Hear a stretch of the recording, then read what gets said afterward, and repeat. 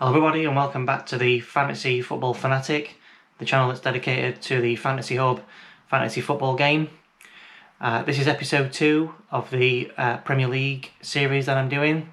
So in this episode we're going to look back on how I did in game week 1, the individual points for my players and what transfers I made, and also then looking ahead to the fixtures in game week 2 and my transfer strategy also for game week 2 as well. If you haven't already, please like, subscribe and turn on the notifications, all the good stuff that helps the channel out. I'd really appreciate it. But with all that said, let's get into it.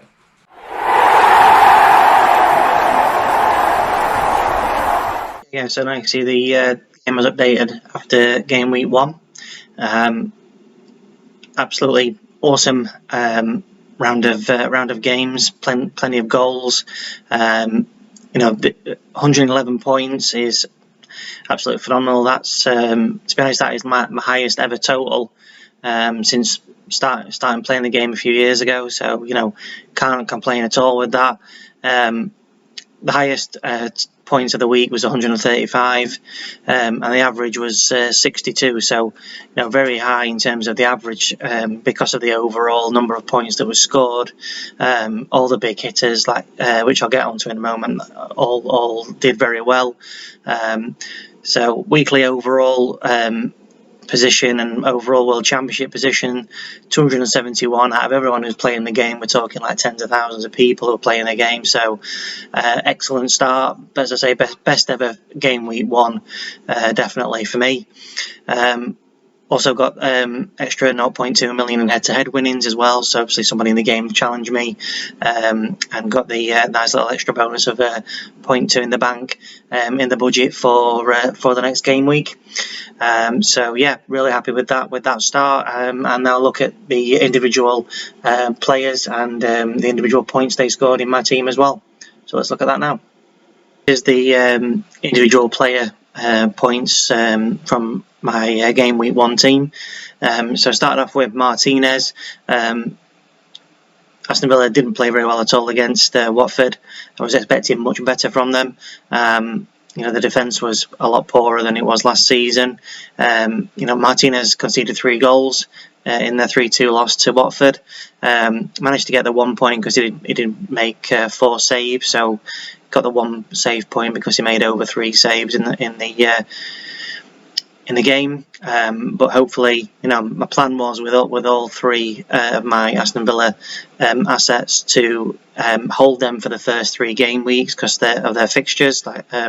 So in the next 2 fixtures against Newcastle, they've got Newcastle next, and then finally in the 3rd game against Brentford. So hopefully some clean sheet potential in either of those 2 games for Martinez. Then we've got had Aaron Cresswell, absolutely amazing game against Newcastle for West Ham. Scored a goal. Very high scoring game, ended 4-2, so it did concede 2 goals, ended up with 7 points because of the goal that he scored. Then I have Alexander Arnold. So in the end, Liverpool comfortable winners against Norwich 3-0. So got the clean sheet there. But he also created 3 chances. Didn't get an assist, unfortunately, but there's promising signs there for Alexander Arnold. I'm looking forward to seeing him in the next game against Burnley. Then we have Luke Shaw. So I thought it was really unlucky not to get a clean sheet against Leeds United. Obviously, Man U absolutely hammered Leeds 5-1, and it was a great strike from Ayling for the Leeds goal, and so can count himself pretty unlucky not to get a clean sheet. But he did create 2 chances, and Man United's fixtures are decent going forward, especially the next game as well against Southampton. So I'll be hoping really for a clean sheet and maybe some potential attacking returns in terms of assists for Shaw in the next game. Then moving on to Buendia. Again, didn't have a good game, particularly for Aston Villa. Didn't create any chances, no assists. So yeah, not the best of starts for Buendia and Aston Villa in general. But again, as I say, the plan was always to hold him for the first 3 game weeks. So I'm hoping in the next game they've got Newcastle at home. Newcastle look very open in their first game against West Ham. The defence wasn't very good. So I'm hoping that Buendia can get some attacking returns in the next game against Newcastle. Then I had Mason Greenwood for Man United. Got a goal for Man United against Leeds. Looked very sharp. So happy that he got the 8 points for the goal, being classed as a midfielder in the game. Then moving on to Benrahma. Benrahma had an absolutely fantastic game against Newcastle, getting a goal and an assist. So yeah, 11 points from Benrahma, and West Ham do have decent fixtures going forward as well. I'm looking to probably hold Benrahma up until West Ham start in the Europa League, or if Jesse Lingard signs for West Ham before the transfer window closes at the end of the month, that might change my mind. But happy to hold him for now. Got Leicester next, so tougher game than Newcastle, but we did play well. So hoping that he can continue with getting some attacking returns, whether it's assisting or goals. Then they come on to the 2 premium assets, the no-brainer picks that I mentioned in the last video, and they both duly obliged with absolutely incredible points totals. So first of all, Fernandes grabbed a hat-trick against Leeds. 3 shots in the box, 3 goals, 3 chances created as well. Didn't manage to get an assist, but the 3 goals was absolutely tremendous. And he's got a really good game next against Southampton, which I'll come on to when we preview the next round of fixtures.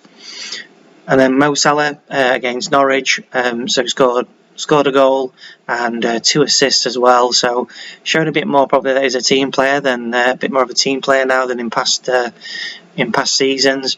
But yeah, really happy with his returns, especially when I captained him as well for the overall 28 points. Then I had Danny Ings. Really lucky, really, to get any returns from Ings. I think it was a 97th minute penalty he had against Watford to grab his goal. So 7 points overall. You can't complain at that, because he was about a minute away from not getting anything above his 2 points for starting. So again, happy to hold him for the next 2 games. I'm expecting some attacking returns against Newcastle, as I mentioned. Newcastle being so open at the back, I think it'll really suit Buendia and Ings in that game. And then Ivan Toney, even though Brentford pulled off a shock result, if you like, in the first game again of the new season against Arsenal, winning 2-0. Toney unfortunately didn't grab a goal in that game. Didn't actually have a shot on target either, which is slightly concerning. He did create 1 chance in the game for one of his, I think it was Burma when he went through and shot just wide. But he's got Crystal Palace next, who themselves didn't look very good against Chelsea. So happy to hold him for that game and see what happens in that game. And then for my subs, I put Pulisic in for Chelsea against Crystal Palace. So took Greenwood out, put Pulisic in. Reason why I chose Pulisic, I looked at when I saw because before the game started, I had in my mind that it would be Havertz or Lukaku if he would be ready in time, but neither the Lukaku or Havertz actually started that game. So I looked at who else was starting, and I didn't really fancy Timo Werner, so I went for Pulisic because I actually looked at his record against Crystal Palace, and he had an outstanding record against Crystal Palace. Up to the last game, he had 4 goals in 4 games against them, so now 5 in 5. So he got the all important goal, 8 points. Really happy with that. But then I transferred Pulisic out for Diogo Jota, who was playing Norwich for Liverpool after Chelsea had already played. So obviously making substitutions in line with how the fixtures were going. That's whenever possible, that's the best thing. The best thing to do is have players that play before other players, and then transfer those players out for when those next lot of players are playing. So the Jota, he got a goal for Liverpool against Norwich, so really happy with that, with his return. And thinking ahead to game week 2, so Liverpool play Burnley in the first game in game week 2 at 12:30 on Saturday. So now I have 3 Liverpool assets for that game, so that sets me up nicely for the coming game week. And then finally, I took Creswell out because even though West Ham played well, they still conceded 2 goals to Newcastle, and they have Leicester next, West Ham. So I thought, if you're conceding 2 against a Newcastle side who aren't that great, much higher chance of conceding goals to a better side in Leicester. So I took Creswell out and wanted to wait for the lineup for Manchester City versus Spurs. Saw that Benjamin Mendy was playing, and sometimes in the past he has been quite attacking in the left back role, but Mendy didn't have the best of games at all. He was very poor against Spurs. So Man City losing that game 1-0, so only the 1 point from Mendy, and to be honest, he's going to be one that I probably need to transfer out in game week 2, because he probably, given his performance was that bad, and Zinchenko came on partway through the second half to replace him because he was just shocking. I don't expect Mendy to be honest to start the next game. I think Zinchenko will start, so I'm probably going to need to look at definitely transferring Mendy out in the next game week. But overall, 111 points. Absolutely fantastic for the first game week's performance there. More than happy with that. Couldn't have asked for better. So that sets me up really nicely for game week 2. Just going to look at how I sit in the league as well. I know it's only 1 game week, but after I've analysed how my team's played, I'll just show you all what my current position is in the mini league that I'm in. So yep, I'm going to go through that now. I'm in the official Fantasy Hub league. I always choose this league. It always seems to be like the most people the most teams in it. So just to give that extra bit of challenge. I think there's over 2,500 teams in it this year. So really good to test myself against everybody else in the game. And yeah, after the first game week in 21st position, as I say, I have over 2,500. I know it's only 1 game week, but really happy with that. It's a great position to build on for the rest of the season. So now I'm going to look at the game week 2 fixtures coming up and talk through who I'm looking to transfer in for game week 2. And my strategy for going forward. So yeah, let's take a look at game week 2's fixtures. Head to the next round of fixtures, game week 2. So as I mentioned, starts on Saturday lunchtime with Liverpool versus Burnley.